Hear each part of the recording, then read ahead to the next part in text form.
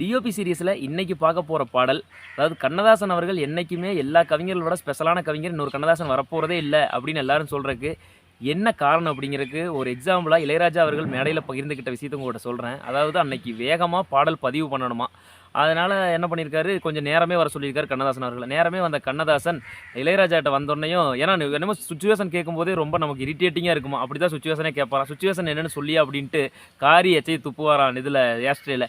நமக்கு இதுக்கு துப்புறாரா, சுச்சுவேஷனுக்கு துப்புறாரா, இல்லை உண்மையாலுமே சும்மா தான் துப்புறாரா அப்படின்னே தெரியாதான், அப்படி துப்புவாரான். இளையராஜா அவர்கள் இது சுச்சுவேஷன் சொல்லினதையும், சரி ஓகேயா பாட்டு எழுதணுமா இல்லை டியூன் போட்டிருக்கியா அப்படின்னு கேட்டாரான். இல்லைண்ணா டியூன் போட்டிருக்கு அப்படின்னாரா. சரி வாசி அப்படின்னு ஒன்றையும் இளையராஜா அவர்கள் வாசித்த டியூன் தான்.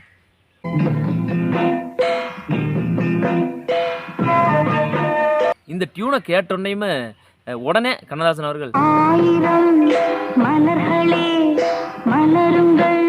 அப்படின்னாரா. இதை விட அற்புதமாக உட்கோருமாங்க, அவ்வளோ ஒரு அருமையான லிரிக்ஸு, பக்காவாக உட்காந்து தான். அப்படியே அடுத்தது தானானா அப்படியே லிரிக்ஸ், தானானா லிரிக்ஸ், அப்படி அடுத்த 5 நிமிஷத்தில் டியூன் சொல்ல சொல்ல சொல்ல சொல்ல அந்த பாட்டையே எழுதி முடித்தாராம் கண்ணதாசன் அவர்கள்.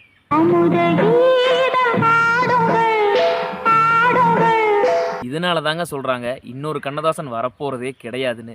நமக்கு பார்க்க போனால் அது உண்மை மாதிரி தாங்க தெரியுது.